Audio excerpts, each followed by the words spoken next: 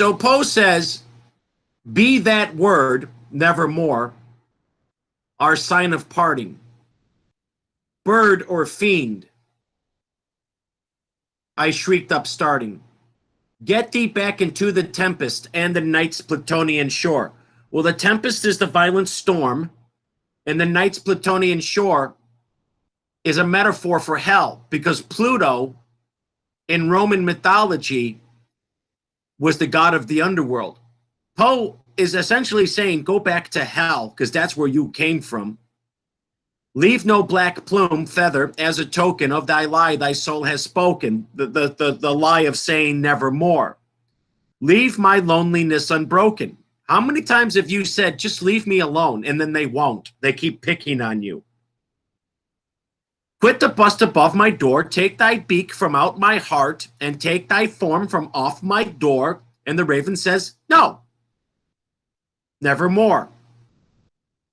And the raven, never flitting, still is sitting on the pallid bust of Pallas just above my chamber door. And his eyes have all the seeming of a demon that is dreaming, and the lamplight over him streaming throws his shadow on the floor. And my soul out that shadow that lies floating on the floor shall be lifted nevermore. Then Poe says, nevermore, I've died of grief and exhaustion. Now here's a key important line. And the raven never flitting, flitting is just a word, never giving up, never quitting, never leaving, never anything, it's permanent. Still is sitting, and then in italics, still is sitting. After all this time, perhaps days, whatever, whatever, the whole night, that bird will not leave him alone. And we've already seen he's trying to forget the pain of having lost his love. Leave me alone. Leave my loneliness unbroken. You are a painful reminder. And so what does Poe mean when the raven speaks nevermore? Nevermore what? Fill in the blank. You can put it in the chat box. You will never more be blank. What's it mean? What does the word nevermore mean?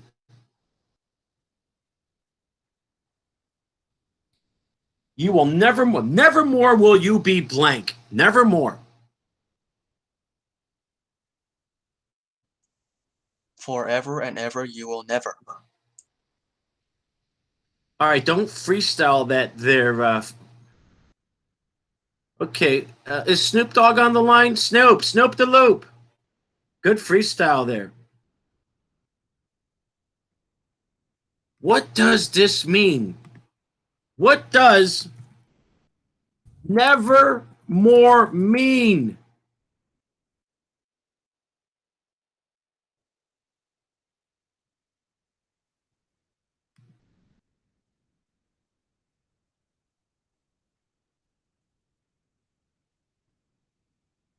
He asked the raven if Lenore is in heaven. And again, it answers nevermore. In the end, the speaker goes insane. And the word nevermore can mean here that he will never be sane again. In general, the word never or never again. Never again. Never again will Lenore sit in that chair. Let's see here.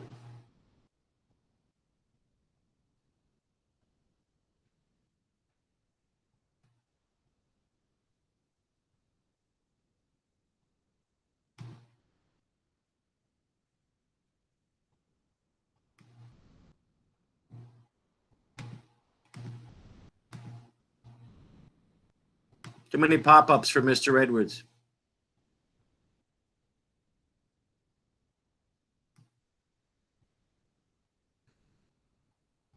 The brilliance of Poe's immortal poem, The Raven, is this. An ordinary corvid flies into the narrator's house one night, that's the species of bird, perches over his door and starts squawking, as birds are wont to do.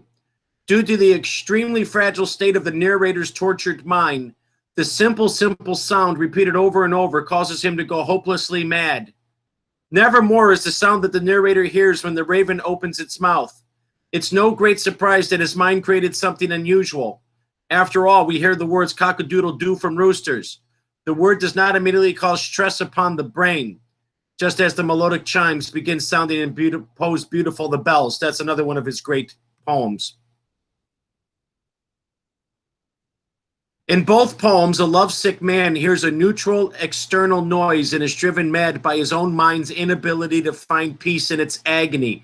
Nevermore becomes a cruel mantra. It becomes the jeering of the gods in his own attempt to mourn his lost love. It becomes the beacon in his heart and the shadow upon his soul.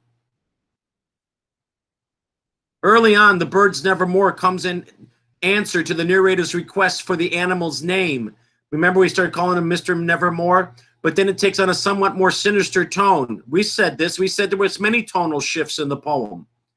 Other friends have flown before. On the morrow he will leave me, as my hopes have flown before. Then the bird said, nevermore. The narrator is mourning the loss of his love, Lenore. And now he feels that this raven will leave him too, just as she did. However, the raven's nevermore implies that he will never leave the narrator. Further, though the bird is still beguiling all the speaker's sad fancy and the smiling, the narrator describes it as a grim, ungainly, ghastly, gaunt, and ominous. He next interprets the raven as a respite from his sorrows and a chance to forget for a while. But the raven says nevermore, which the narrator interprets as a claim that he will never be able to forget his sorrows. At this point, he screams at the bird, calling it a thing of evil. He then asks if there's any chance that he will meet Lenore in the distant Aden, that's heaven.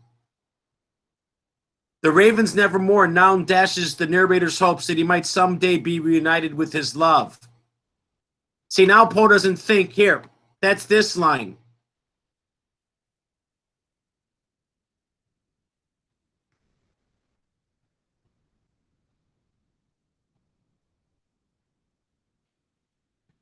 This is the third to last line. So this is line 16, stanza 16. Prophet. So Poe is saying, are you a prophet? You are a thing of evil. But still, if you're a prophet, you know, are you a bird or a devil? He's just so overwhelmed by the knowledge that this single word has of this man's whole life. By that heaven that bends above us, by that God we both adore, tell this soul, tell me in my deep soul, full of sorrow laden, if within the distant Aden, that is a ancient mythology. Aden is a paradise. Aden is a heaven. It shall clasp a sainted maiden, whom the angels name Lenore. If in paradise, he's saying to the bird, if you are truly a prophet because you know so much, isn't it ironic, class, that the bird is given the status of a prophet and only utters one word, but it's that word that picks literally Poe's brain apart. And he says, if you are a prophet and you have knowledge of the distant Aden, which is heaven, is there a sainted maiden there with the angels named Lenore? Is there a rare and radiant maiden named Lenore? And the bird says, nevermore. And Poe interprets that as, no, she's not here. So remember when we said human nature is that you want to be reunited with your dearly departed? And that's the only hope he really has in life, is that when he dies, he'll be reunited with his dead love. And because the bird only negates and says nevermore, when Poe asks the bird all these questions where he desperately needs the answer to be yes, the answer is nevermore. Oh, bird, come from heaven, great prophet that you are. Are, are you good or evil? Have you been to Aden, heaven? Have you been with the angels? Have you seen my angel, Lenore, clasped, rare and radiant? And then, is she there? Is she in heaven with the Lord, Creator? Nevermore. Oh, well, you just killed every hope I had. This poem is a man clinging to a bare thread of hope that he will see his love, if only in another dimension, and he can't even have that hope. He dies of insanity, which is Poe's essential metaphor. Poe's metaphors, all his short stories, are people going insane by weird noises and strange events that they can't explain. Mr. Edwards, someday will you read us all the short stories of Edgar Allan Poe? Yes. You guys want to see another performance of The Raven? Andrew?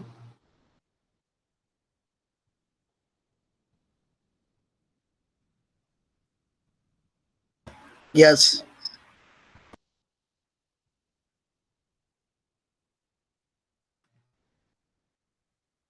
All you got to do is change Vincent Price to Robert Edwards.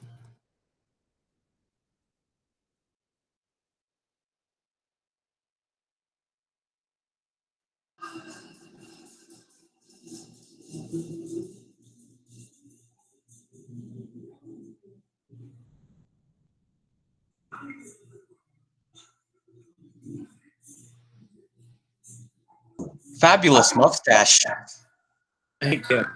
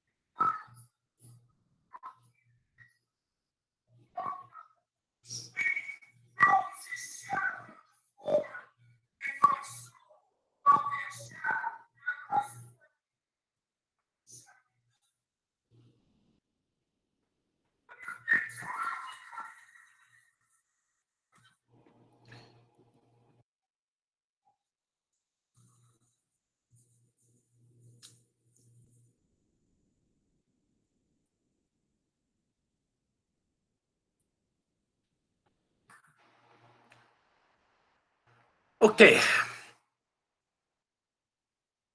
Hello? Are you there, Alexis? Yeah, Is everything okay? yeah, Okay.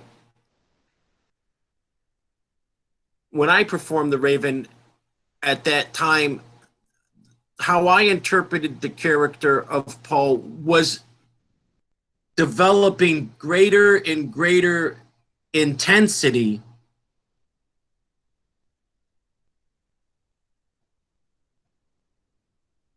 as every question that he asks of the Raven comes back as nevermore. Again, last thought here is whatever hope I had, however bare or thin, even that hope has now been lost forever. And one thing we all know is really the most powerful, one of the most powerful emotions in the world is the power of hope. I hope you have a nice day. I hope the sun will shine. I hope my children will have a better life. I hope we will cure these ills. I hope we will find peace and brotherhood and sisterhood. See, we need hope. And Poe gives us utter hopelessness. And if anybody ever asks what the antonym or opposite of hope is, it's despair. It's despair. Now, I want to show you a few things that you don't know that you need to know. So, in the poem, Poe says to this bird, go back to the Plutonian shore. Well, Pluto is the Roman god of hell. Now, I'm going to give you the Mr. Edwards. I'm going to give you the Mr. Edwards crash course in Roman and Greek mythology, because not a lot of people know this. I'm going to come back to you.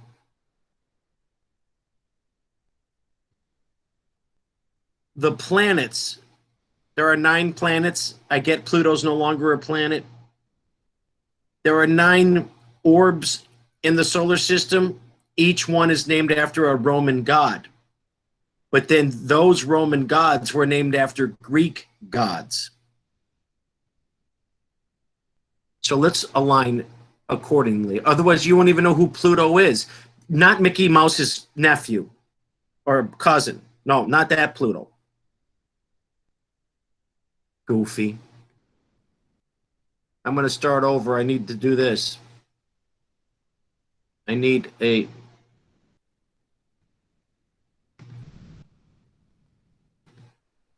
You're going to enjoy this because very few people know this, and it's my job to make you smarter than others.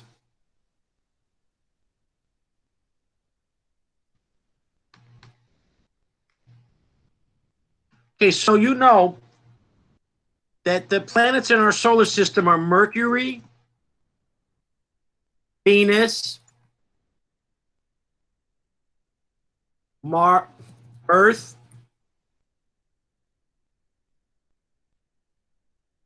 Mars, Jupiter, Saturn, Uranus, Neptune, and Pluto. These are the planets of the Earth. There's the reason we're here is because of Pluto, because Poe repeatedly uses the word Pluto in the poem, and Pluto is a metaphor for hell because Pluto was the god of hell.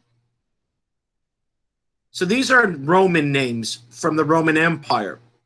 But before they were Roman, they were Greek because the Romans conquered the Greeks. So in Greek, Mercury is Hermes,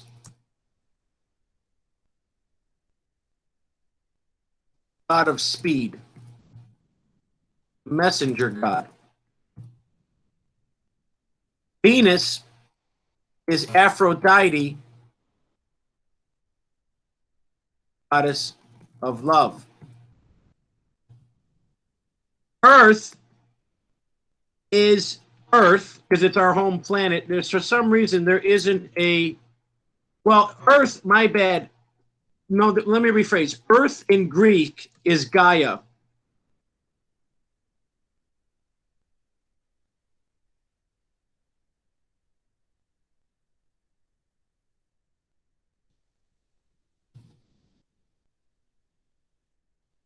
Mars is Ares, out of war. Jupiter is Zeus, out of the sky. Is on Olympus. Saturn is Apollo,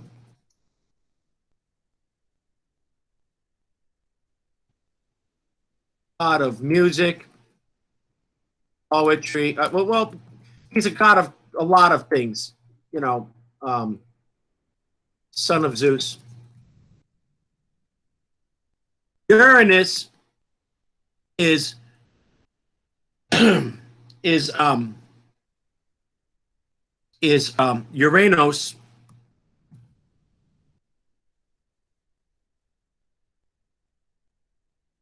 That's the god of the universe. He's married to Gaia. She's the mother of Earth. He's the father of the universe. Don't be confused. Uranus and Gaia are Titan gods. They were born before Zeus.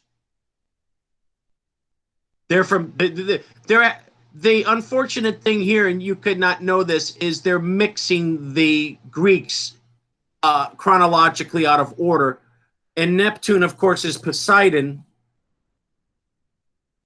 god of the oceans. And Pluto is Hades,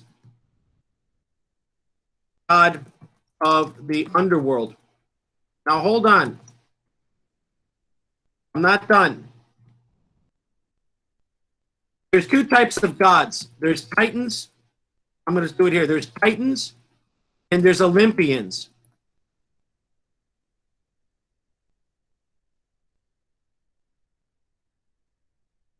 The first gods in Greek mythology are Gaia and Uranus.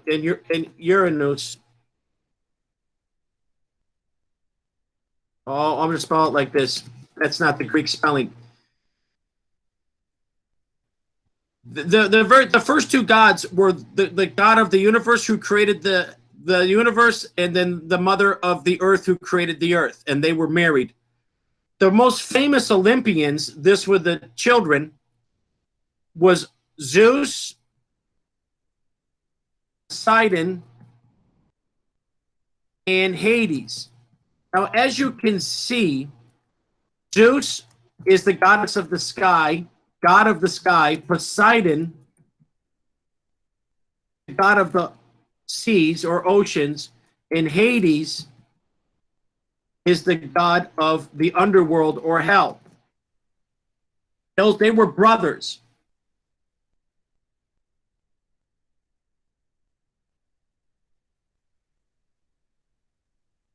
You can take your notes in a minute. There was a great rebellion. A lot of people know that in Greek mythology, Zeus's father, Cronus, the god of time, chronology, Zeus's father would eat his children because he didn't want them to grow up and become more powerful than he was. Zeus's mother, Rhea, was pretty much tired of bearing children to Cronus and having those children slaughtered. Cronus would eat his children. And Zeus was actually the 9th son. 8 children had been digested. And so one day, a lot of people know this. I'm assuming at least half of you already know this. One day, Rhea got so frustrated that she put a large stone in Zeus's crib, and Cronus ate the stone, thinking it was the child, and Zeus was taken away and raised far away. And when Zeus grew up and found out that his father tried to eat him, he got his brothers together and they rebelled against his father and threw him out of Olympus. So, because Zeus and his 2 brothers, Poseidon and Hades, defeated Dad, they decided to chop up the world between the 3 of them. They were going to divide the sky or heavens, the oceans, and then the underworld, hell. And so what Zeus did is he took 3 sticks of an unequal length called lots, and each brother drew a lot. Zeus drew the longest stick, and got to pick first. And of course, he picked the sky and heavens because that's the most powerful place to rule. Then his brother Poseidon drew the second longest lot, and he chose the oceans with all of its wild depths and space and wildlife. And then the kid brother Hades, he got the short end of the stick. That's where that phrase comes from. I got the short end of the stick. And he was forced to rule in this underworld that was grotesque and full of death.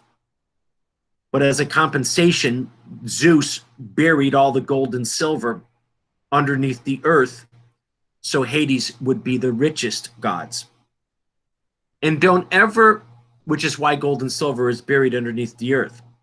Don't ever be deceived, and I can't explain it to you right now, but the underworld in Greek mythology was a frozen ice palace. You know how in the Bible, hell is hot and fire and flame? It's the exact opposite in Greek mythology. For them, hell was cold and alienating. In fact, Hades, also known as Pluto, he lived in a palace that was sculpted of solid blocks of ice.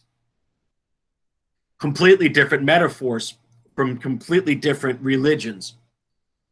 And so now you know in great detail when Poe says to the bird, go back to the night's Plutonian shore, go back to Pluto, he's saying go back to hell because you must have come from hell, because only a fiend or devil, Poe uses the word demon, fiend, and devil multiple times in The Raven, because only a devil of a bird would say the things you're saying to torment me.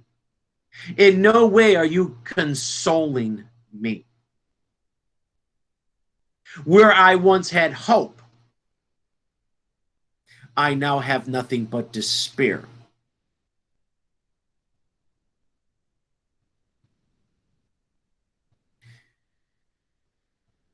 Well, okay. I'm glad we got that solved.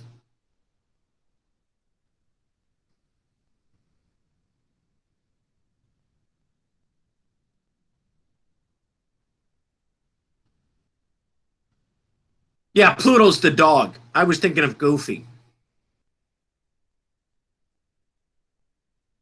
It's been a while since I've studied Mickey Mouse. And then there's Donald Duck, always the short end of the stick. Never catches a break. What is it about Daffy Duck and Donald Duck? What's with the oppression of the ducks? Whether it's Bugs Bunny, Donald Duck never gets a break. He's always getting his beak blown off by Elmer Fudd. Daffy Duck, they make fun of the way he speaks, and he doesn't get the same popularity. I'm starting to see a thread of discrimination against the duck world. Hey, watch this magic trick. Everybody duck. Almost got hit by that. 1, 2, 3. Everybody duck. What if something just hit me right now? I had where I'm at right now. I could tell you so, whatever. I had a bat. You can see, I can prove it. I can prove it because I put this up here as a memorial. Do you see this? This is a bat. I had a bat, as in bat. I had a bat living behind this mirror. And one day I heard a noise. I heard a creepy noise. And I looked behind that mirror, and there was a bat with the wings. And I was so freaked out. I'd never been freaked out in my whole life. And I didn't know what to do. I didn't know what to do. And then it flew out. It was flying all over my head. And I was like, I was, oh my God. I opened up all the windows. I've got quite a few windows in here, as you can see. I opened up all the windows until it flew out of the room. But man, you can go to a zoo and see a bat behind 6 inches of glass at Lincoln Park Zoo, whatever. This thing was staring me right in the face and scary as hell. And that's why in life, you got to know when to duck. And I kind of miss him. Buddy the bat. He was a good little bat.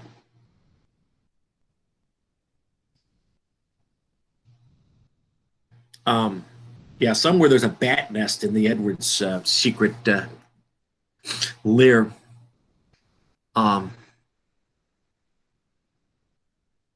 Okay, would you, Alexis? Sorry to have to call you out, but you are a class announcer. Are you satisfied with your knowledge of the Raven now? Is that somewhat satisfied your curiosity as to one of the most famous American poems ever written? You have a slightly better grasp of it now? Yeah. Okay, I hope so. Let's take a moment to take attendance.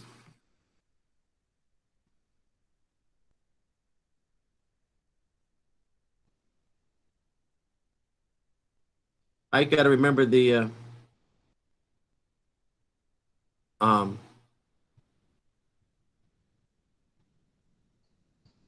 me just find my attendance.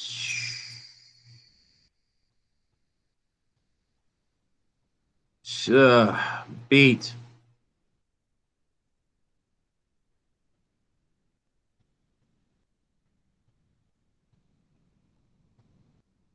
Give me a second. July 13th is the attendance link. When I call your name,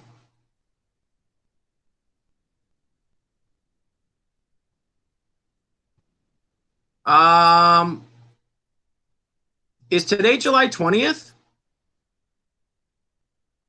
Yep, it's July 20th. Oh my gosh, I didn't realize it was so late. Let's go to English.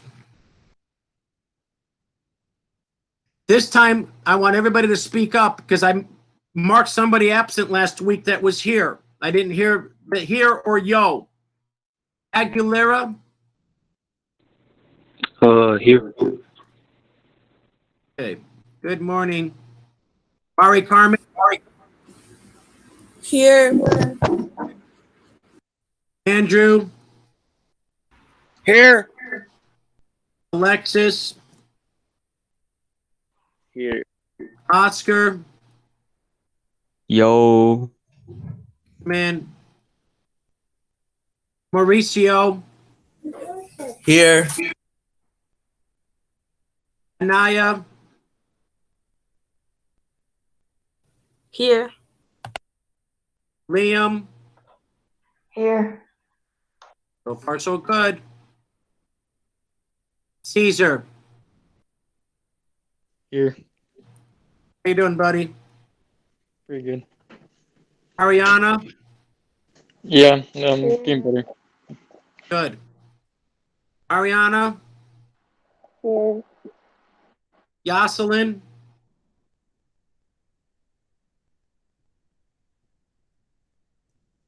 Jocelyn? I'm gonna have to address that. Isabella?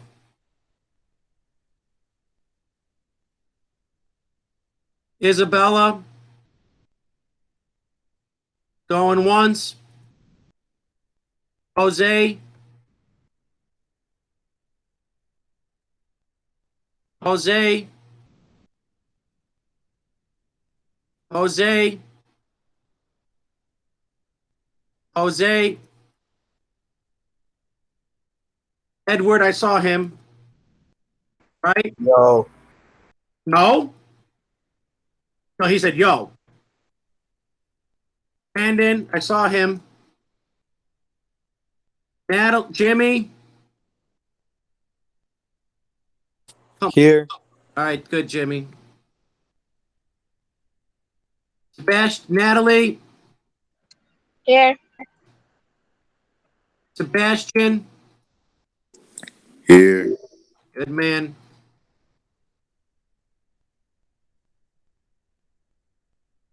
Fanny, Here. good. Brian,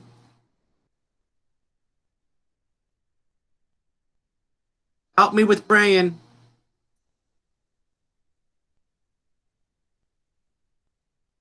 I don't know what else to do. Mark Vic, that's actually Brian. My bad. Marcelo, see, that's where my eyes get bad. Marcelo, Nava, Marcelo's here. thank you. Brian was marked absent.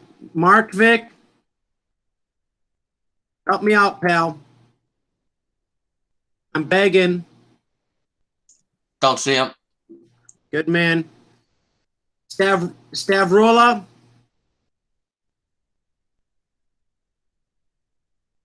She's here. Eric,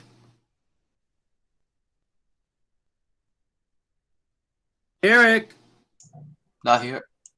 really? Rosalind,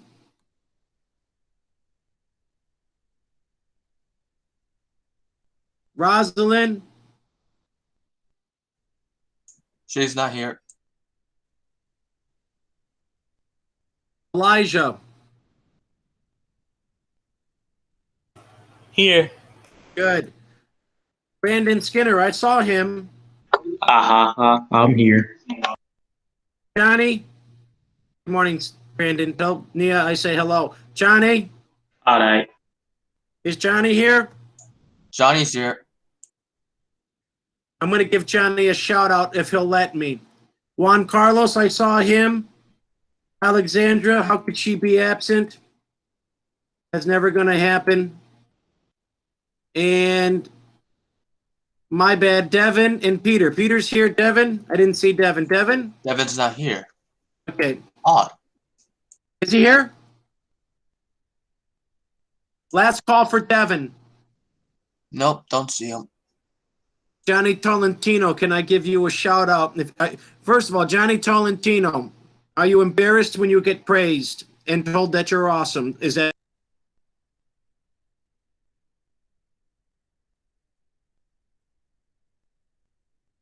Oh no. What happened? Oh no. That's a no right there. Certified oh no. He got snapped.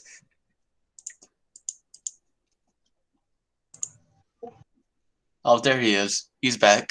He's back. Your mic is muted. We cannot hear you. Sorry about that. I accidentally hit the X when I was trying to. I was fidgeting with my finger. I'm sorry about that. Johnny Tolentino, are you easily ashamed when people say you're doing good work? No. Johnny Tolentino, can I make an announcement on your behalf? Sure. Okay, Johnny Tolentino got a perfect score, 5 out of 5 on AP Psychology, the only one that I saw.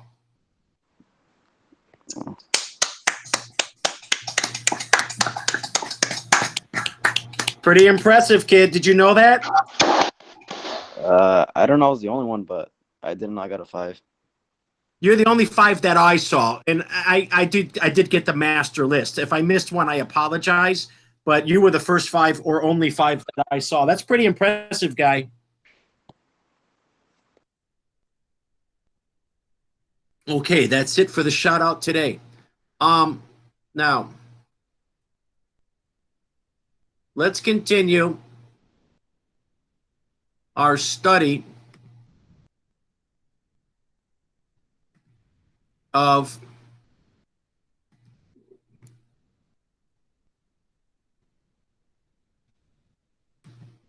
poetry. Now, we're going to do Emily Dickinson next. So first I'm going to do, and we have to get to the literary terms.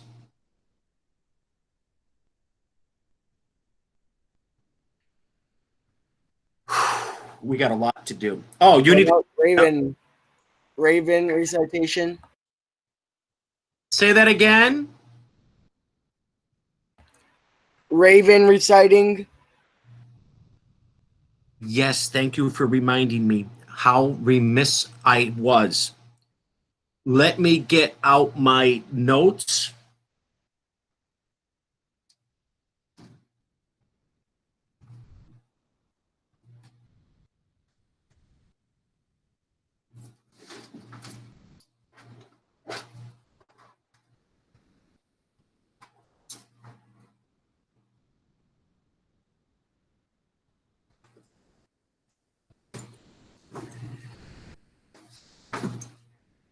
Good. Yes, Andrew, yes, that's right. Okay. I will do the Raven check-in now.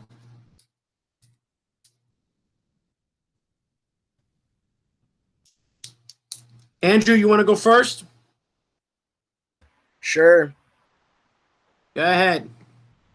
Once upon a midnight dreary, while I pondered weak and weary over many a quaint and curious volume of forgotten lore, while I nodded, nearly napping, suddenly there came a tapping, as of one gently rapping at my chamber door.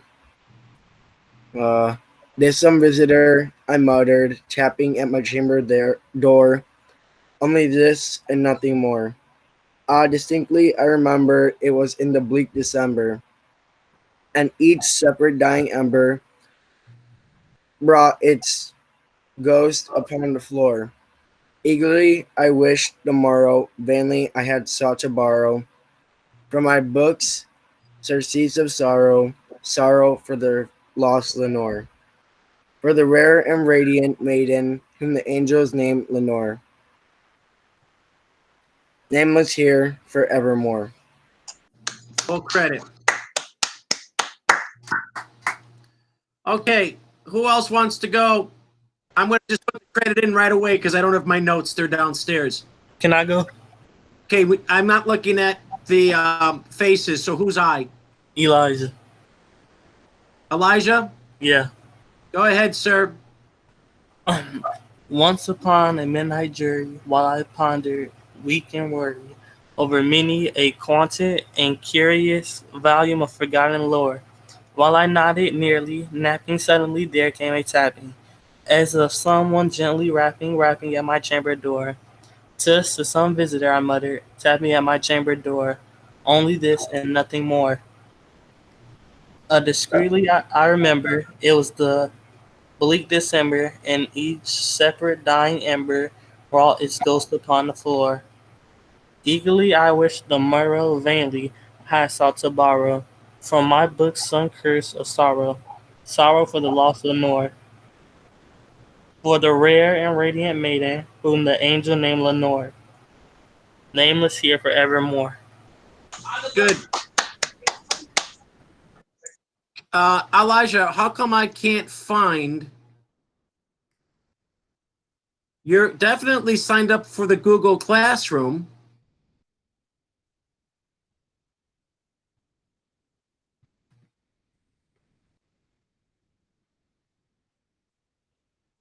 I don't see your name on the link, though. Okay, here's what I need you to do. Oh, there you are. My bad. Guys, my eyes are not as good as they used to be. Now, don't ever complain. Mr. Edwards, how come I'm getting 79.9 out of 80?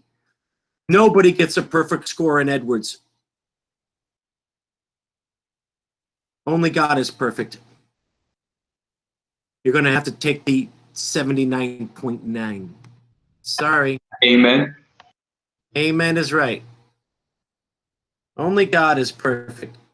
All right. Who else wants to go? Oh, wait, let me ask a question. Caesar, did you already do it and I didn't record it?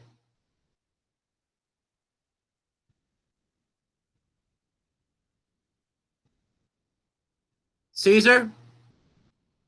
Yeah. Oh, is this you? Caesar, I apologize. I misunderstood. Okay. Caesar, you get full credit. My bad. Okay, thank you. Edwards isn't perfect, just as noted. Okay, who wants to go next?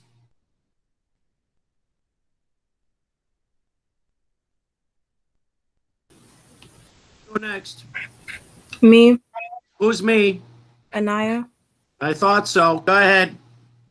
Um, Once upon a midnight dreary, while I pondered weak and weary over a quaint and volume of forgotten lore, while I nodded, nearly napping, suddenly there came a tapping, as of someone gently rapping at my chamber door. "'Tis some visitor," I muttered, tapping at my chamber door. Only this and nothing more. Distinctly, I remember it was in the bleak December, and each separate dying ember wrought its ghost upon the floor. Eagerly I wished the morrow, vainly I sought to borrow from my books of sorrow for the lost Lenore, for the rare and radiant maiden whom the angels named Lenore, nameless here and evermore. Hey, shout out for Anaya.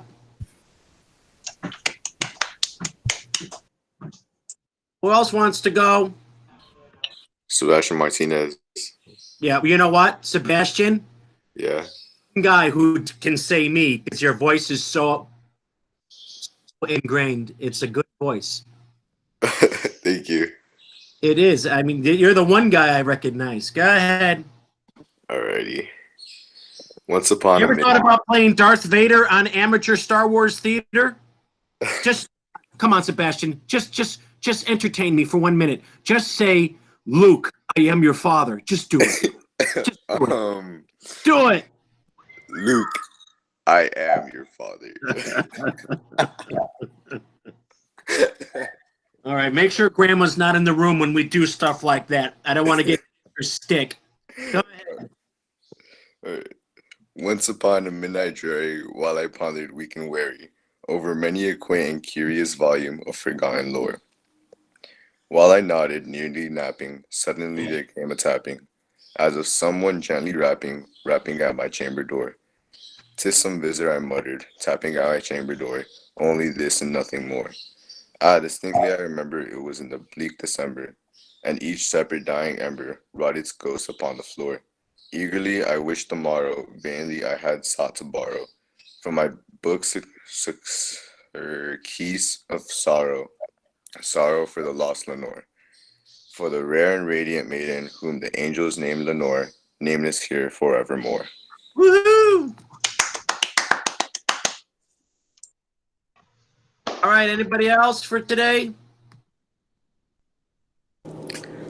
Me, Jimmy Lua.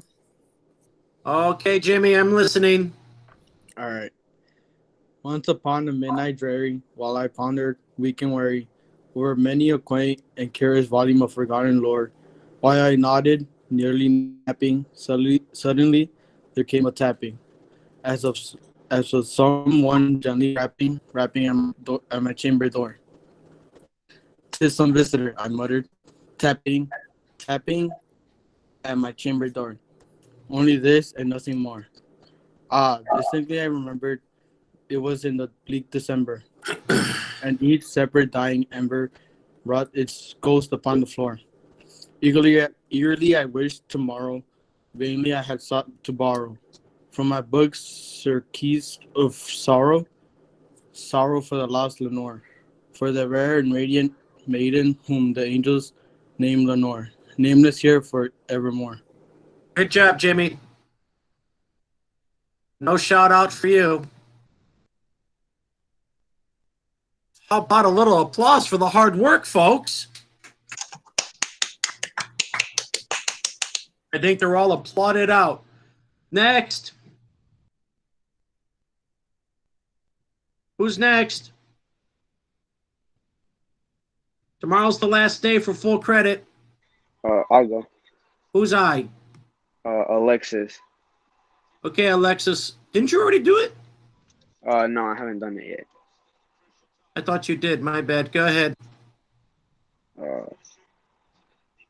Once upon a midnight dreary, while I pondered weak and weary over a quaint and curious volume of forgotten lore, while I nodded, nearly napping. Suddenly there came a tapping, as of someone gently rapping rapping at my chamber door. Tisk some visitor, I muttered, tapping at my chamber door. Only this and nothing more. I, I distinctly remember it was in the bleak December, and each separate dying ember, its ghost upon the floor. Eagerly, I wished the morrow. Vainly, I had sought to borrow from my books crease of sorrow from the lost Lenrow.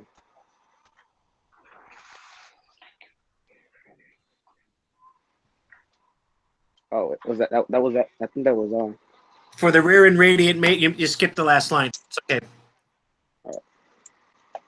Um,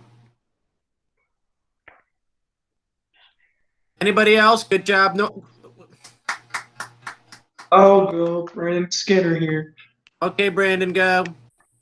Okay. Once upon a midnight dreary, while I wander weak and weary over the quaint and curious volume of forgotten lore, while I nodded, nearly napping, suddenly there came a tapping, as someone gently rapping at my chamber door.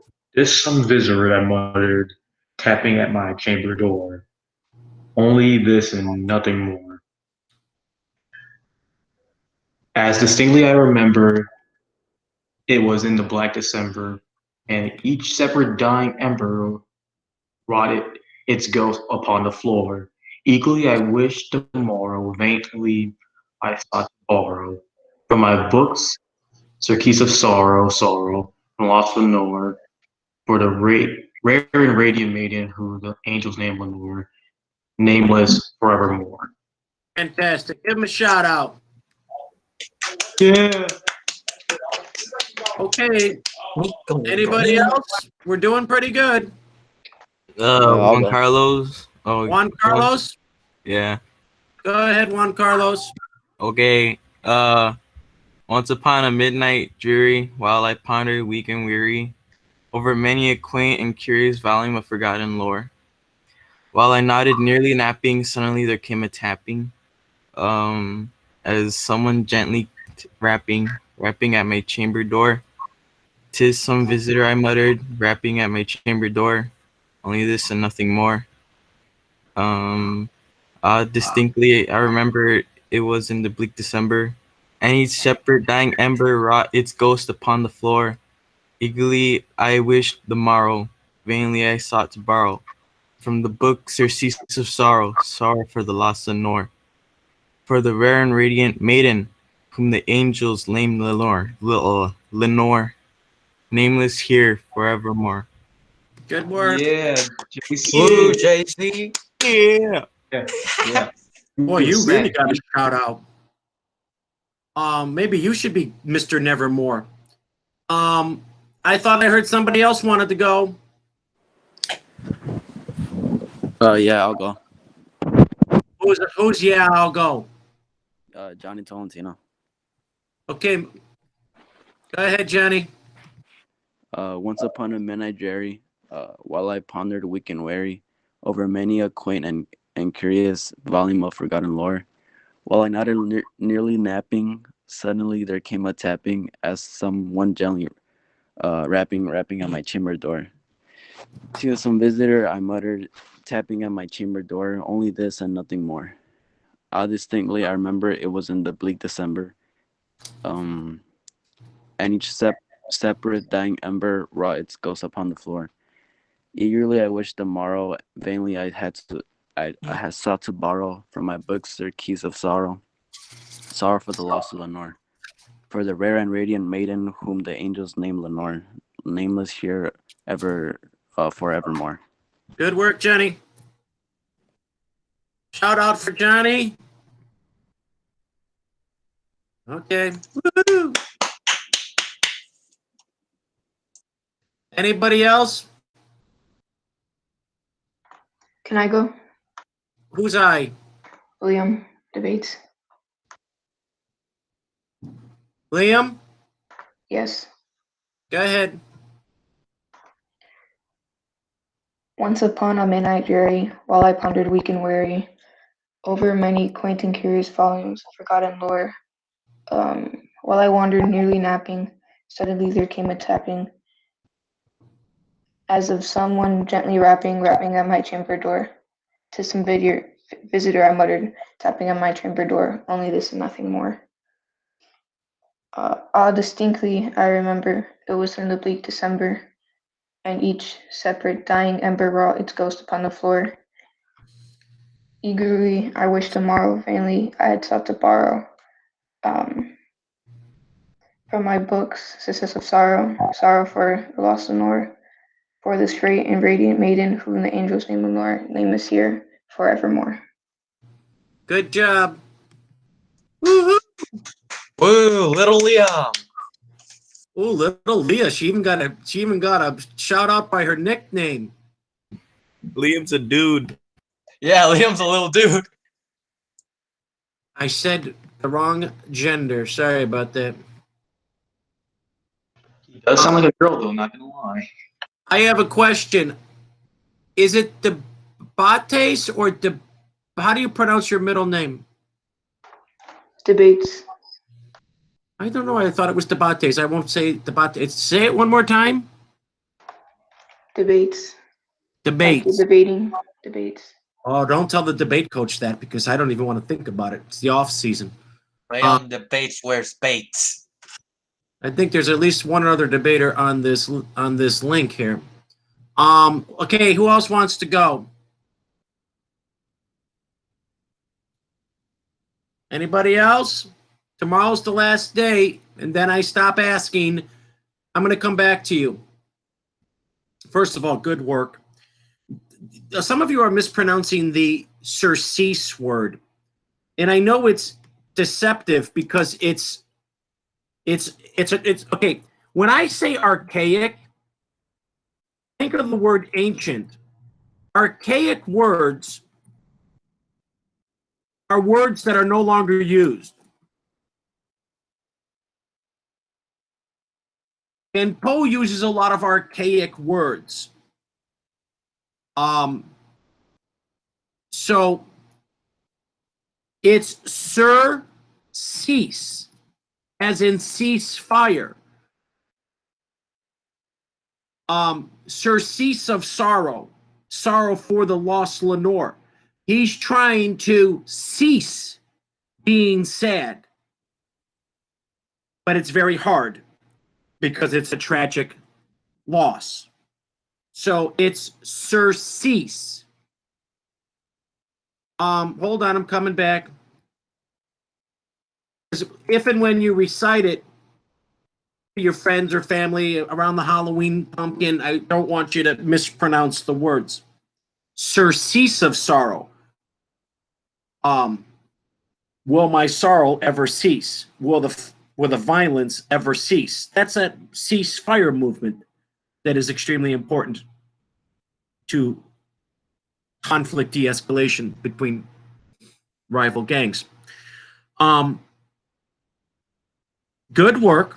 Sorry if I butchered some of your names. I didn't mean to. And now we're going to decide where we're going to go from here. Because I was going to do Emily Dickinson next.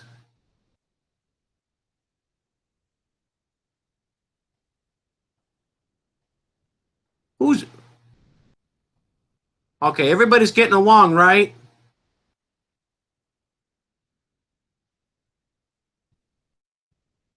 Don't worry, this is just banter that we usually always exchange over each other while we're at school.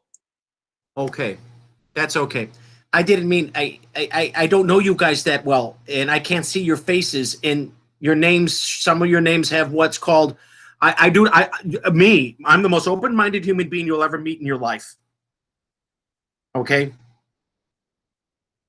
I'm Nick Carraway from The Great Gatsby. See, now you really, before you sort of knew, now you know. I don't judge. Some of your names, I wasn't talking about your voices. You all have squeaky voices to me, except for Mr. FM Radio, Sebastian. I was talking about some of your names have what's called paternal endings. In Latin, your names are what would be called um, um, paternal or male sounding endings. So that's why, and some of them have female. I was going with the language, not anything else. Some of your names struck me as being, because I always look at the root words of things. We're going to move on here. I apologize if I offended anybody. It was unintentional. So I think we should go next into Emily Dickinson, and I forget who it was, but one of you read Emily Dickinson in the grade schools, and she's really important. Who was the one? It was who read Dickinson in grade school? It was one of you from your study guide. That was me. Oh, Who's Alexandra. me again? Who? Alexandra. Alexandra. Alexandra had obviously heard about Emily Dickinson. I would put her as one of the 5 most important American poets. And she gives us one of the most fascinating people that ever lived. Because as already noted, she didn't leave her bedroom for almost 40 years. 10 decades. 4 decades. And nobody knew what she was doing up in her room all alone for 40 years. Until the day she passed away. And underneath her bed, they found 844 poems in shoeboxes.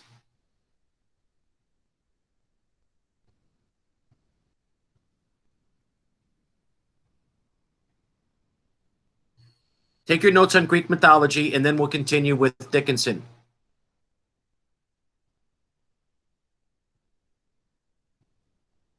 You all know how to do this. You go to insert, you make your tables, 3 columns, 9 rows.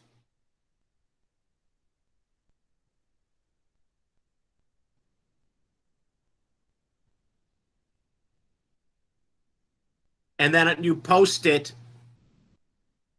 to Google Classroom.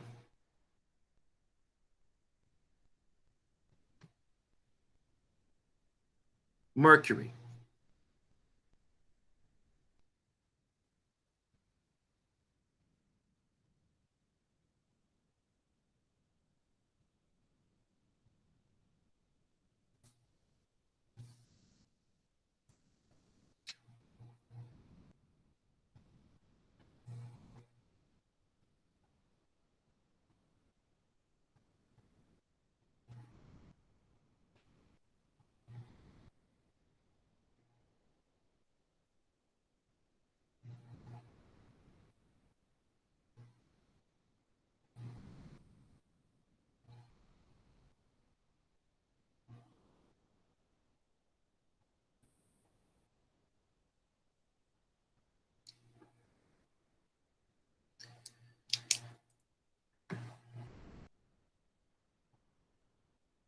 These are the Roman gods. These are the Greek gods. These are the traits of the gods. Mercury, Venus, Earth, Mars, Jupiter, Saturn, Uranus, Neptune, Pluto. Hermes, Aphrodite, Gaia, Ares, Zeus, Apollo, Uranus, Poseidon, Hades, the gods of speed, the goddesses of love, the mothers of all life, the gods of war, the gods of the sky, the gods of music, the gods of the universe, the gods of the seas, the gods of the underworld.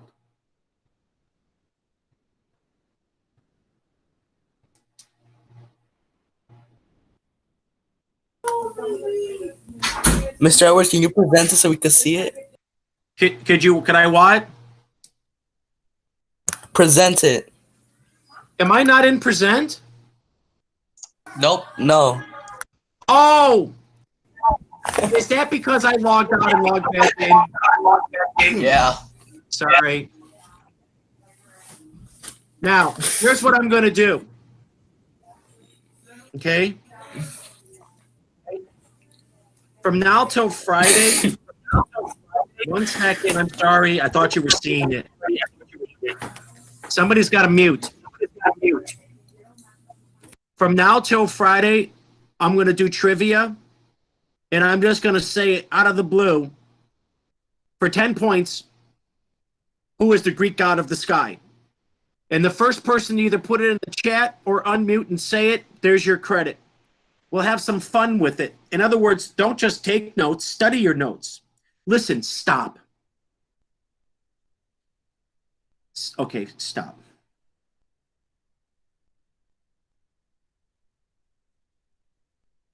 Here, we don't take anything for granted. Here, we don't look around the world and say, whatever, I don't know. Here, we find logical order, meaning, and purpose in the most mundane or random events. You have 9 planets, knowing that Pluto's been declassified as a planet. Are you telling me you've gone 15 plus years in this world and never once considered the names of the planets? They didn't come out of the blue thin air. They came from Roman mythology. Why? Because each planet represents a trait of the gods and the struggle to control or otherwise exercise power and authority in the world. So you've got Mercury. It's the hottest planet closest to the sun. They made that based on the messenger god Mercury, in Greek, Hermes, the god of these gods. What they did, because they could move at great speed, they would be able to go into battlefields, and they would be able to bring the generals or Caesar or the Roman the generals. They would be able to bring them messages very quickly, so they could plan for battle and defeat the enemy. So you needed a god of speed because you needed to get word to the front lines. Then you've got Venus, another hot planet close to the sun. Venus is the goddess of love. You have to interject love into society, otherwise it can't be dominated by hate. You need to love. You need to have romantic love, love in your family, love with your neighbor. You got to understand these traits. I call them traits. The Greeks called them traits. These traits define the characteristics of all the things we need to live productively on planet Earth. Then you've got Earth herself, your home. Then you've got Mars. Mars is the Roman god of war, a reminder that very often there isn't peace in the world. There are wars. There were wars all over ancient Rome. The only way Julius Caesar became the powerful man that he did was because he won so many battles and defeated so many barbarians. Then you've got Jupiter, the biggest planet in the sky, the one that represents the most powerful planet. Zeus, the almighty Zeus, who controls the heavens, that they called Olympus, the man who sits on top of the mountain. One day in Greek mythology, this is what you don't know. Zeus is the most powerful god, just like Jupiter is the most powerful god in Rome, and the biggest planet. What's up? I gotta go for a while. Well, at least till 1 o'clock. Well, I'm in another different time zone. 12 noon your time. Wait, what are you doing? Can I pause for a second, Alexis? Yeah. I need a minute. It's Daisy. Let's go. Where are you?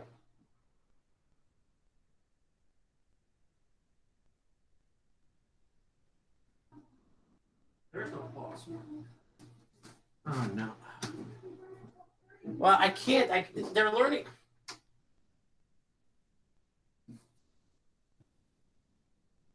Let me make a point about Jupiter. In Roman mythology, Jupiter. In Greek mythology, Zeus. Zeus is the most powerful god. He is more powerful than all the gods put together. One day they challenged his power. So he said, "You think you're as powerful as me?" So Zeus took a rope. He was on top of Mount Olympus, a mountain. He dropped the rope and he said, all the gods were at the base of the mountain. And he said, let's see how strong you are. You all can grab the rope, and if you can pull me down, then I will say you're more powerful and I will admit defeat. All of the gods together could not pull Zeus off the mountain. Therefore, he retained his power. Therefore, nobody dare question his judgment. And the list goes on. That's how I want you to learn the gods. Here's what I need you to do. I need a minute with Daisy. You take your notes, and I'll be back in 1 minute. Now, 1 second. I'm not playing. I'm going to have my door open, and I'm going to be able to hear any wisecracks. You take your notes. I'll be right back.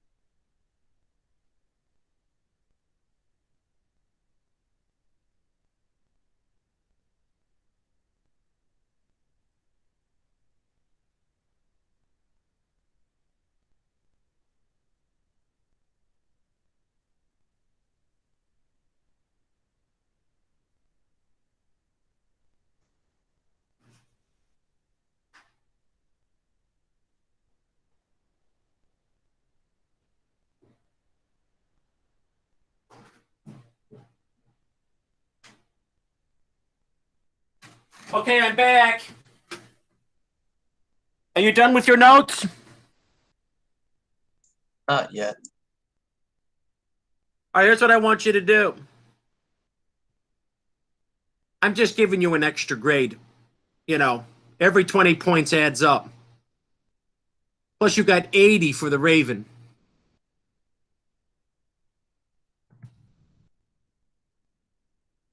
And then today, just post your notes to Google Classroom.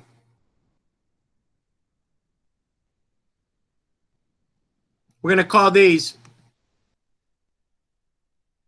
Greek mythology notes on the gods and planets. I'll make this worth 20. A couple of points. I have a question. Yeah. Can I still turn in the essay today? Yes, I was going to address that next. And Very lenient on late work because communication online, we're not face to face. If you miss one class, you might get confused. If you're not feeling well, I get that. Though, just know that if you want to, I'm glad you asked that, and I'm going to be very clear in what I instruct now. If you want an extension because of any reason at all, if you email me before the assignment is due, I will give you an extension.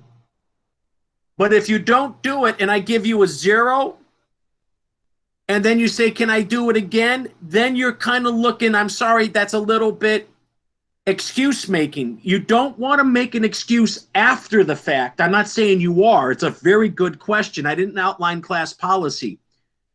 The class policy is that when the work is due and you haven't communicated to me that you'd be tardy, I got the right to take half credit. I really want you guys to be prepared for college.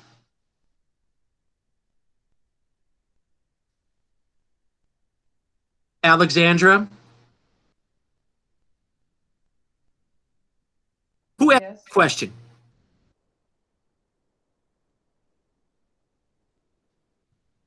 Who asked that question?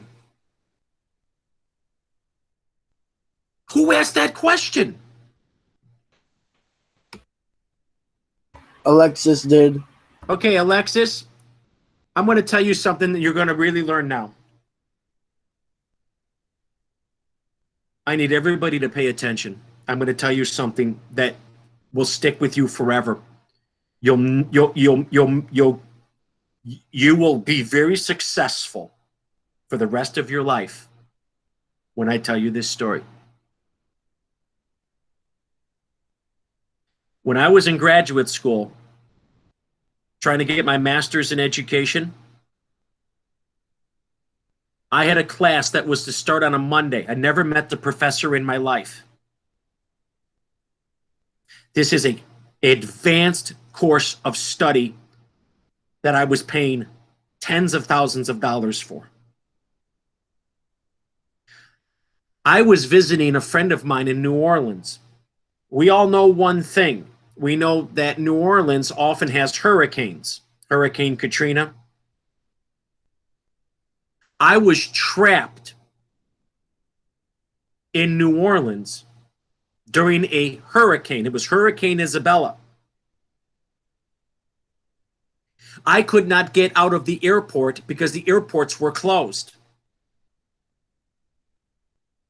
And I was going to be stuck in New Orleans for a whole week, and school was starting Monday. I had a new course.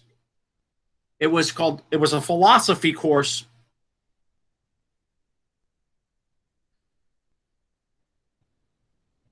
And I didn't know what to do. Because I know that in college, there's homework assigned on the first day of school. I didn't know who the professor was. I never met him. But I knew one thing. I knew that if I did nothing, any excuse I made later would look lame. So I went to Loyola University's website. I found the professor for the course. The email is linked to the website. You're going to love this. You're going to love how this turns out. I emailed the professor on Sunday. Course started Monday morning. I said, "Dear professor, you don't know me. My name is Robert Edwards. I'm in your class for philosophy. Unfortunately, I'm trapped in New Orleans. I was visiting a family friend before school started, still on break. And I'm trapped in New Orleans because of the hurricane, and I cannot get out of the airport. Please send me the homework for this week, and I will hand all assignments in on time. Please send me the homework that is due before it's due." Now here comes the Mr. Edwards twist. The professor emailed me and said, "Dear Robert, what a coincidence. I got my PhD in philosophy from Tulane University in New Orleans. I know exactly what it's like to be trapped in a hurricane. I will send you the homework without penalty." And then, when I did return to class a week late, he said, "Oh, you must be Robert Edwards. I got your homework." He said, "Oh my gosh, I can't believe you were trapped in New Orleans." He says, "I spent 4 years in New Orleans and I was in hurricanes and my window blew off and my roof blew off, and wow, nice to meet you, young man." And I said, "Well, now we have something in common, professor." And we immediately struck a bond. I got an A for the course. I got an A for the course.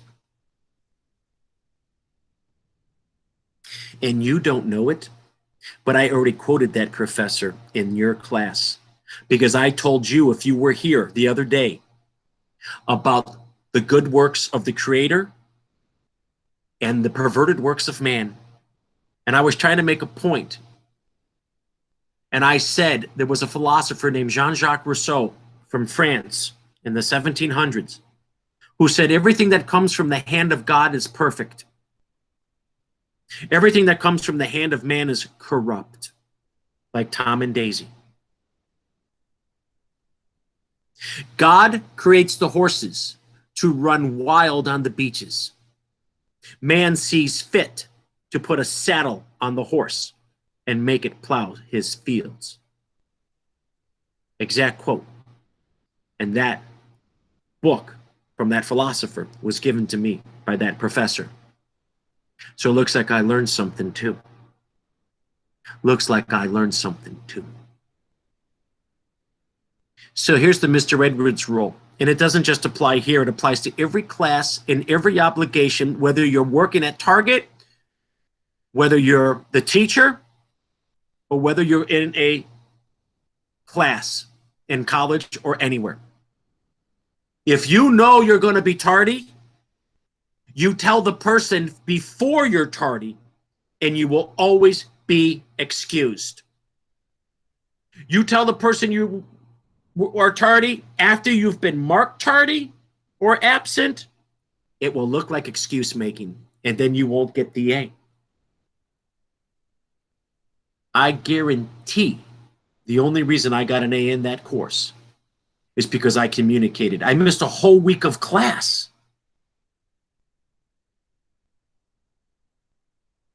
But yet, I did all the work on time as assigned.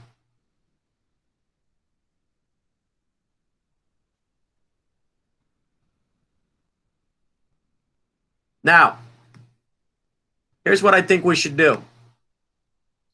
Your Black Lives Matter curriculum is done Friday. If you want to go tomorrow, let me know now.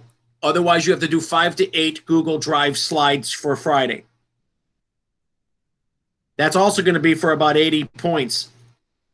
So don't play games with that. Does anybody want to present their Black Lives Matter tomorrow? All you got to do is check us in. You don't got to read us the whole book. I just need to know the point of view for the Black Lives Matter curriculum. Can I present tomorrow? Yeah, who's I? Elijah. All right, we'll start with Elijah, and then if you feel you want to go, just like the Raven today, you can piggyback. And then you don't have to do your slides. And then you upload your Google, your notes on Greek mythology and start memorizing the gods, and I'll start throwing out trivia questions for fun and points. And then tomorrow, we'll do Emily Dickinson. We'll do her biography, and then we'll do several of her poems, including I Could Not Stop for Death, He Kindly Stopped for Me.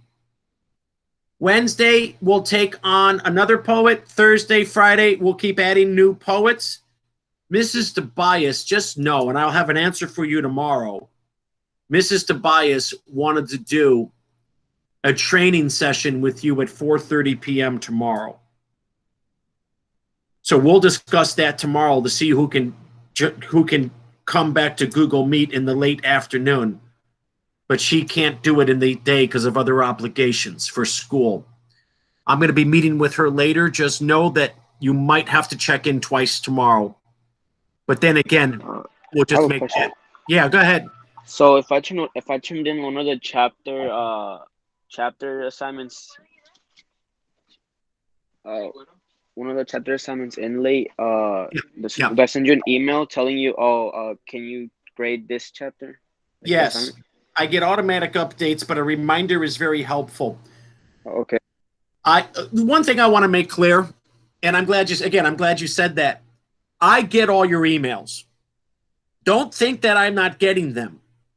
I'm getting all your resubmitted work, and today, tomorrow, Wednesday, the 0 will magically disappear, and then you'll get the credit you deserve. So don't think that you're not communicating to me. If you email me a question, I will get right back to you. Once again, somebody emailed me yesterday, and I answered them within 5 minutes on a Sunday. I'm happy to do it. I live to give you guidance. But if you missed the work, or you were absent, or you blew it off, or you had a personal problem, or you weren't feeling well, you just resubmit. I get an update from Google. I get an automatic alarm. It's a notification, and it stays on my Google Classroom until I resolve it. So if you're like Mr. Edwards, I emailed you 2 days ago and I still have a 0, and no. I need 2 days to get I got at least 11 people resubmitted on Saturday. I had 4 resubmit on Saturday, about 11 total in the last 2 days. I need time to go back and grade it, put in the appropriate score, and then put it in the virtual grade book. So don't think for a minute that I'm not seeing your efforts, because I am. Okay? Unlike Lenore and the Raven, you and I are not separated for eternity. We are very close because we are watching each other and we are supporting each other. We are not in the distant Aiden. We are here and now. I am trying to help you here and now. Just like the Raven. Millions of school kids read the Raven. But only 1 out of 1 million truly understand it.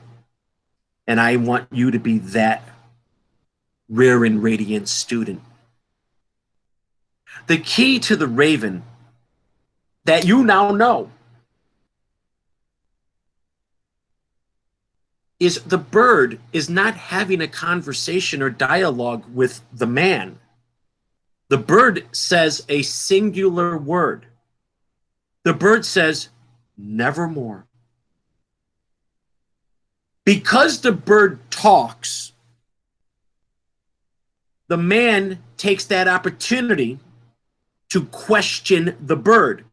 everything the man says, with some exception, the man does two things. He either is asking the bird questions or he is villainizing the bird and saying, shut up. You're giving me the wrong answer. But think about it like this.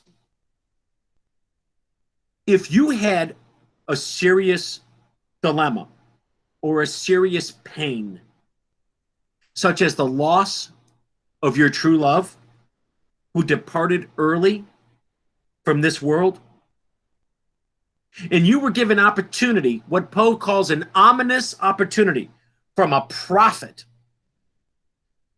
If a bird were to perch on your bust,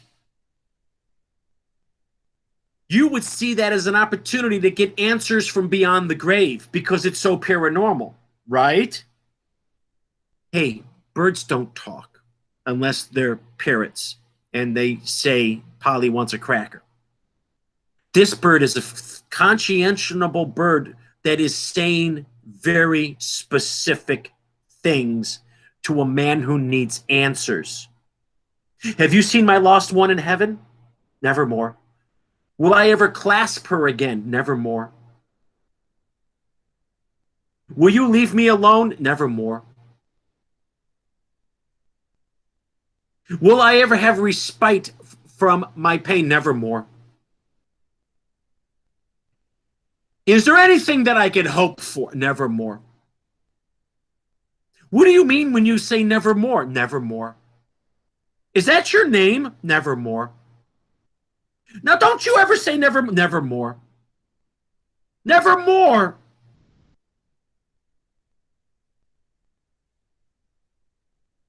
The irony of Poe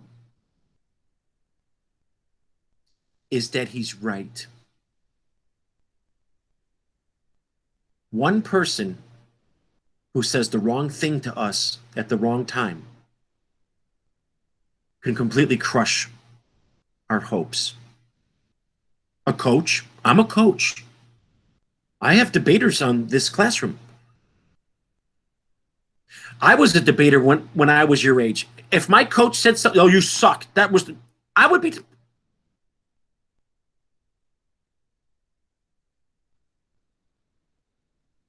If anything, The Raven is a cautionary tale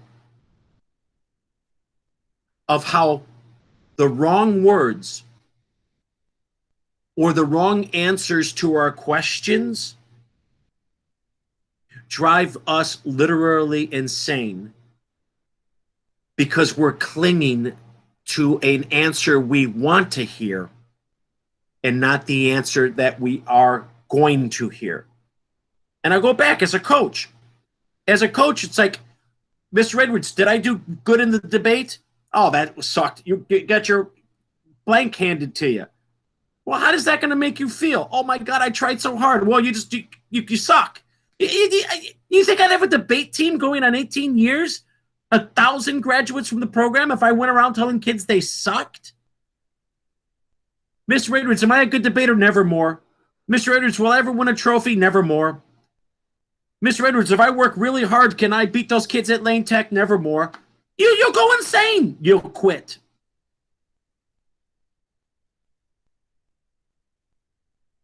We all need affirmation.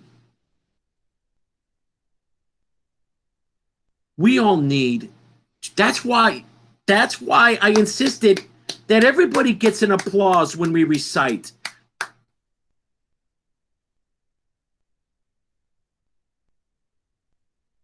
I don't like people that are critical of others. I like the Nicks of the world. I like the people that are tolerant of others.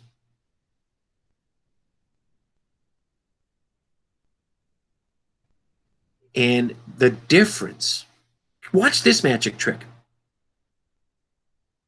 Watch this magic trick.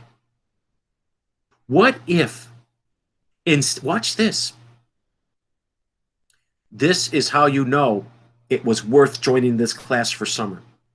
Because I'm going to say something profound to you.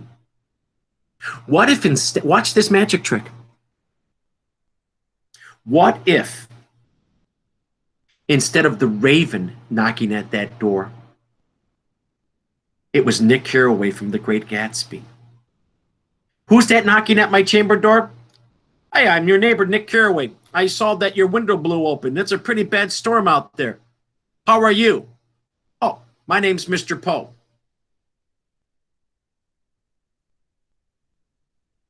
Can you imagine if the Raven was Nick? Because what is Nick's quality? He doesn't judge. Nick is rooting for Gatsby. Nick wants people to succeed. You remember one thing at the end of the novel, Nick spent all day trying to get people to go to Gatsby's funeral to celebrate that man's life and mourn his death. Nick wanted Gatsby, who died for love, who never lost hope, and then the woman that he died for doesn't even attend his funeral. Can you imagine if Nick flies in? Hey, once upon a midnight dreary, Nick Carraway comes in, meek and merry. And I'm sitting there and I'm saying my lost love died many years ago and I'm a depressed old man. Oh, no, I'll be your friend. Can I get you a cup of tea? Tell me all about your pain. Oh, that's sad. She died way too young. How long were you and Lenore married? Oh, we were married for many years.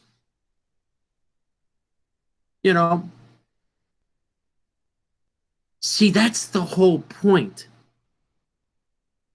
The whole point is because this bird is negating nevermore as a negative connotation. It's a negative construct. It's a negative word. No matter what you ask the bird, the answer is going to be no. So here's the bottom line. Now you know more than anybody at your age when it comes to the Raven. You know this. You know that at some point towards the end of the poem, the bird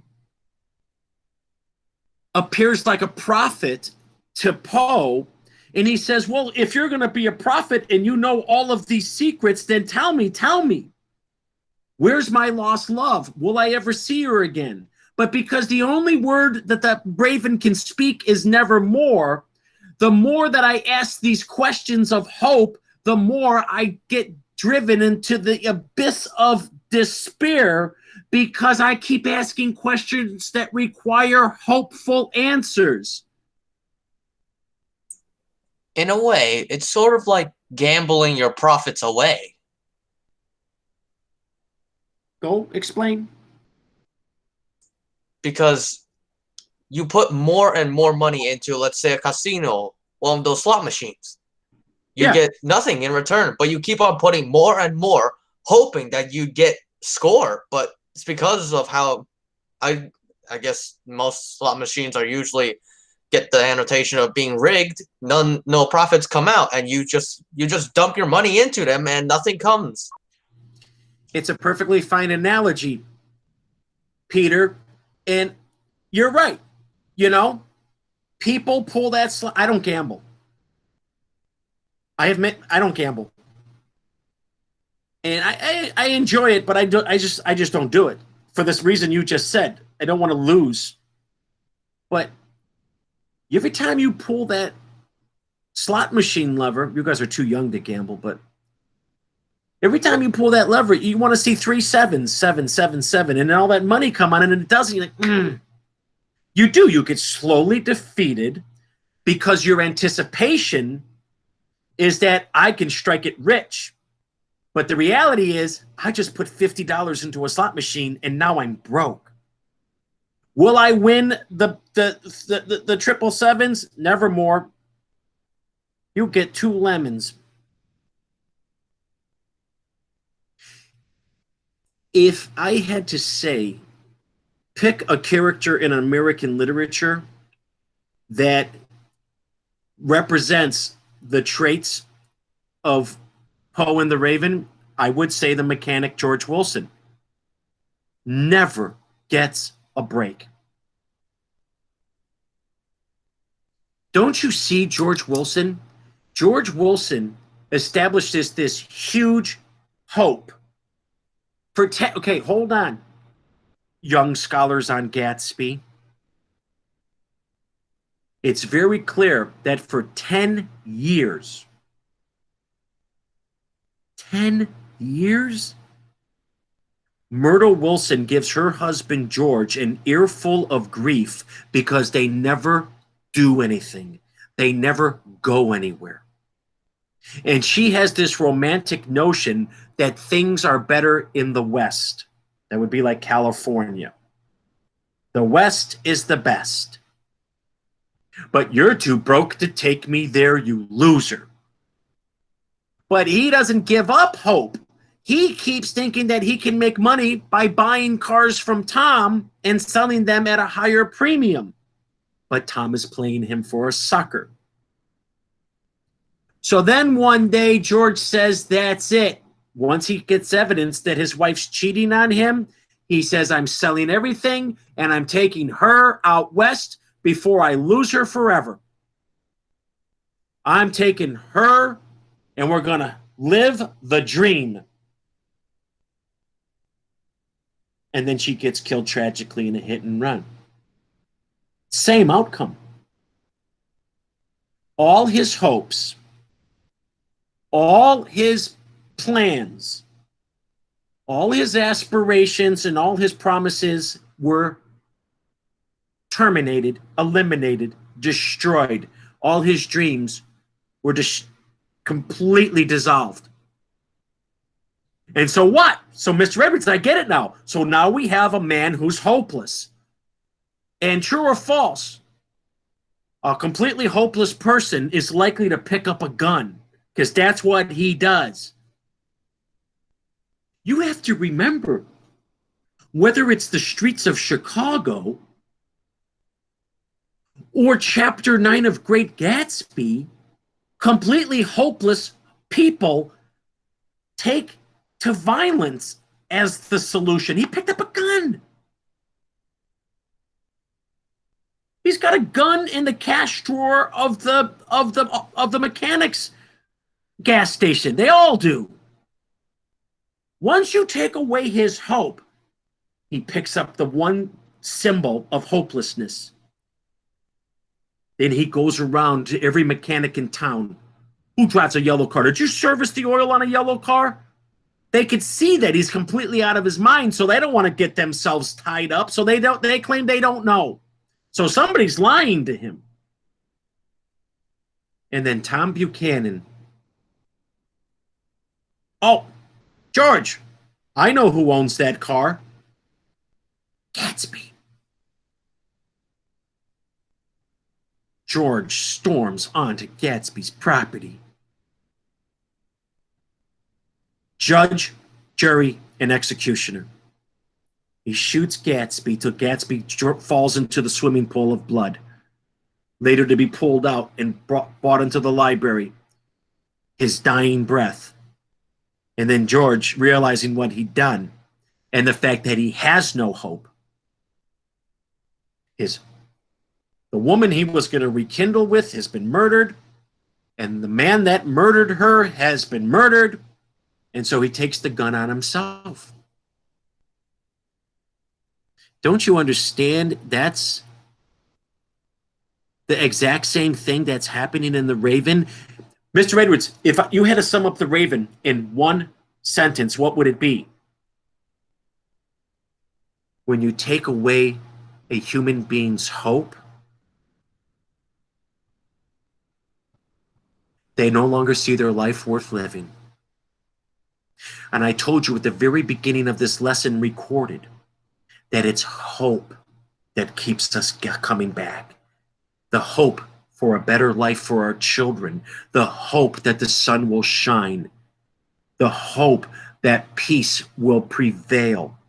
The hope that problems will be solved and illness will be cured.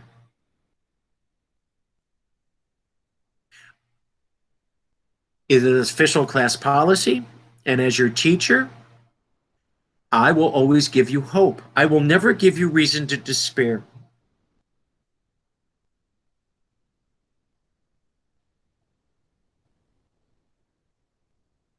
I don't ever put my head to the pillow and say I have no hope.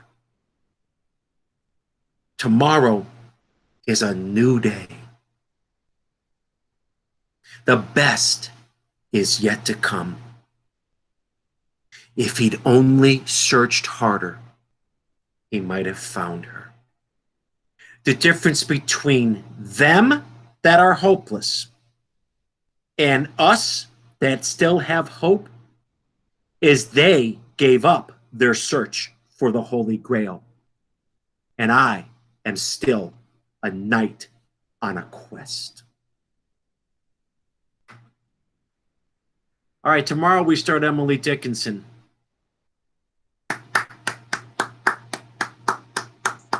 Quick question. Have you played Danganronpa? The only games I play are board games. I was going to say, because Hope and Despair, that's one of like the main parts of the game series, Danganronpa. Hey, do you guys want to play one of the games? You guys, I have a huge collection of board games. You want to see them? Sure. Anybody else interested before we dismiss for today? Yeah, I'm interested. I have. Wow. Well, as you can tell, if you just go to my classroom, I'm a big collector. My father was a huge collector. My father owned many antique stores, and I grew up in a museum.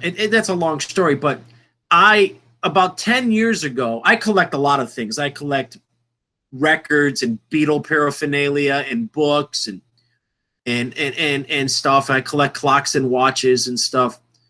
But I collect board games. About 10 years ago, I decided to collect classic board games. I'd be happy to show you a few. You want to see a few? Yes. Let me go. Watch this. You guys want to freak out? Here, I'll show you something. It's right in the next room. It's right here.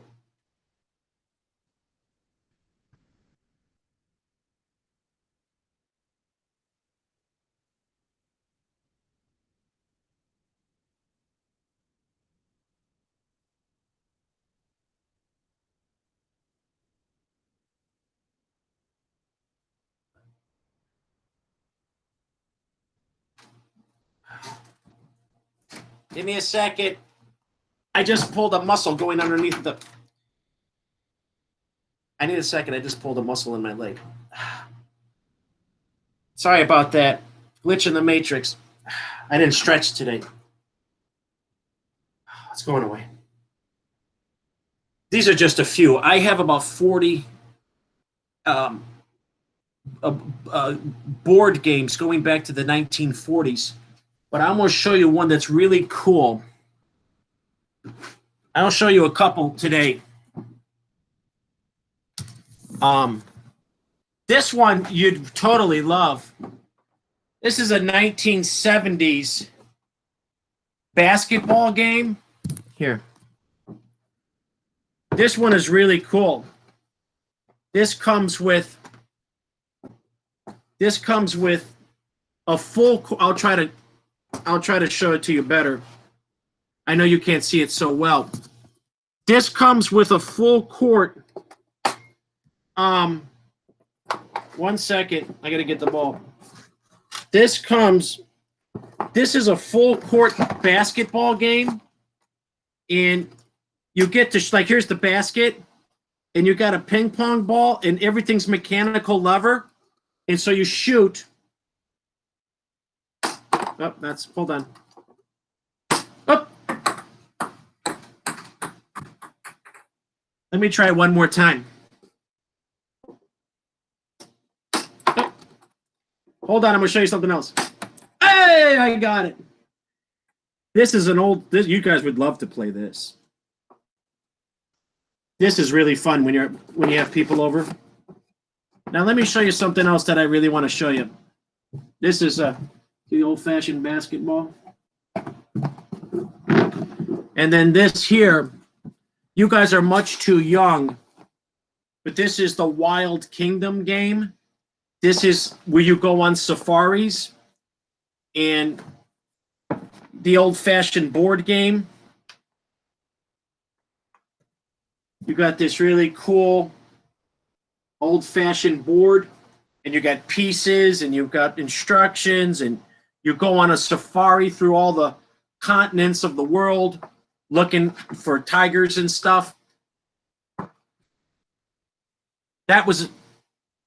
This is Marlin Perkins.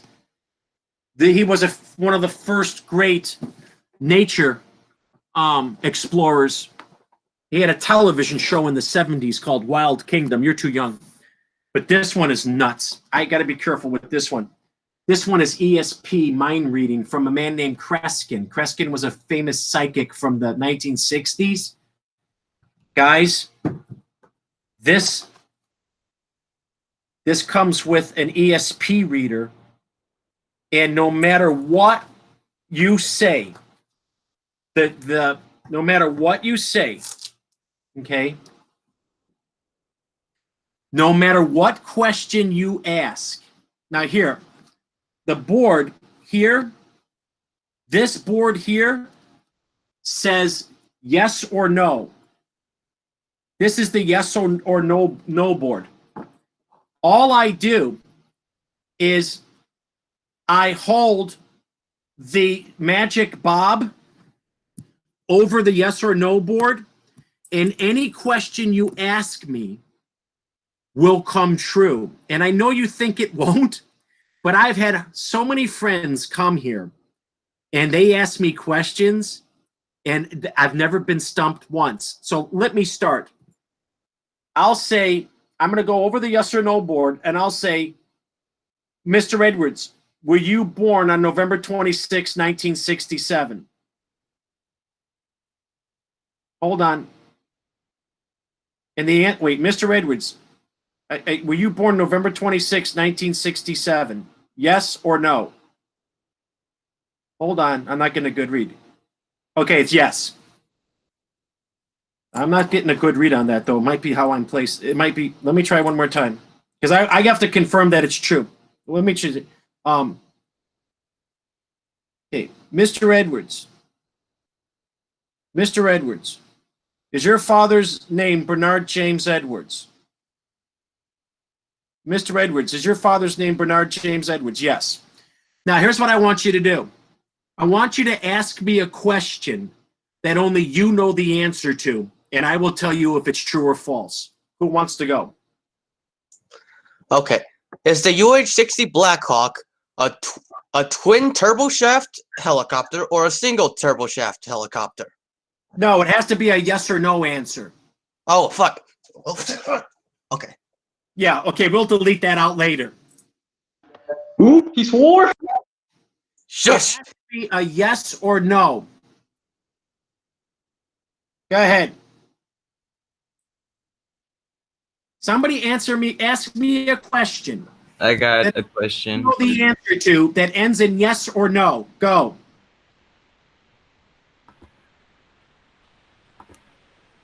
Is 2 + 2 4? Yes. But do me a favor. Ask me a question that only you know the answer to, like your birth date. Am I a disappointment? Now, you guys come. Listen. Is my confirmation name Joseph? Okay, let me start over. Andrew, I'm going to take that question. It's a good one. Is my confirmation name Joseph? Is Andrew's confirmation name Joseph? No. It is actually. Wait, hold on. That can't be. Stop. Stop. Oh, it could be me. I'm on a slant. Oh. Again, I'm not set up. I'm not set up on a straight surface, so it could be. I'm gonna try that again. You usually want to be like on a kitchen table. Okay, is that Andrew's question?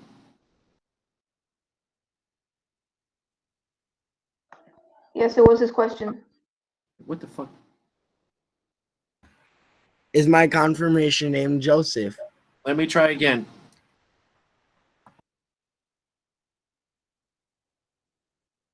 Is Andrew's confirmation name Joseph? Is Andrew's confirmation name Joseph? Yes, I was slanted before. I'm not on a here. In order for this to really work, I got to be on a because I'm on a bed. I'm on my guest bedroom. Here. Let's come down here.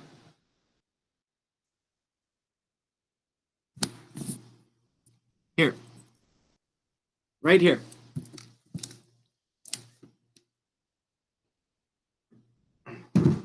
I'm telling you, it's never been wrong. I'm not lying to you. I'm telling you it's never been wrong. All right, here. Here is the, you can almost see it. We'll take a few more today. Here is the, I'm going to come back here so you can see it. Here is the yes or no. This is yes, this is no. And it will go to, okay, give me another question. Is the AK-47 chambered at 7.62 times 51 millimeter NATO? No. My, it's true. No. Say that again. No, I mean it. The board is true. The AK-47 is not chambered in 308. Right, it's chambered in the Soviet version of the round. Not a lot of people know this, but the AK in AK-47 was Alexander Kalashnikov. He was a Russian designer. Next. The AK in AK-47 is named after the designer, but let's not talk about guns. Grandma's going to kick my ass. Oh, okay. Sorry about that. Well, we shouldn't talk about guns. Oh, yeah, guy Peter. Hey, Peter, ask me. We're about to get everyone in trouble over here. Wait, are we in trouble? I don't know. Just depending if someone's grandma's nearby. We're not in trouble. Are we in trouble? We're not going to talk about guns, in other words. Good question. You can study, but not now. Somebody ask me one more question. Do pineapple go on pizza? Okay, can somebody ask me a question that's not a yes or no question? All right, we're done. You guys got to work on the game. You're not good at it. You're supposed to be like Mr. Edwards. Was I born July 23rd? There's no way I could know that. And then it says no, because you were born July 24th. Okay, you guys see, you're not used to old-fashioned board games. You're digitalized. All right, here's what we're going to do. I'm going to put my board game back.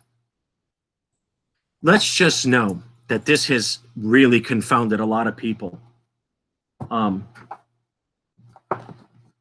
It really is something. The psychic energies of life. I'm blown. If you guys would have played the game with a little bit more accuracy, you'd be blown because you could say anything to me. I couldn't possibly know. But you guys, you're asking open-ended questions. I need a question that is clearly yes or no. Mr. Edwards, was I born August 11th? How could I know?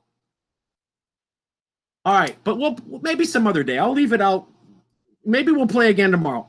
I won't put it away tonight. Okay. Number one, of course, we're not in trouble. You're young and honest, and you're innocent. You're allowed to ask questions. I just can't talk about certain subjects out of context. So don't even worry about that. You're fine. So tomorrow we're going to do Emily Dickinson. We're going to do her biography. Then we're going to look at her poetry. We'll check in Black Lives Matter. And then I'll start more Greek mythology as I see fit. And other than that, have a nice day. And I'll see. Have a good one. Go ahead. Go ahead. We'll do it tomorrow. I already put the game away. We'll do it tomorrow. Everybody, chill, enjoy this nice day, and stay safe. All right? Bye. Bye. Bye. Bye.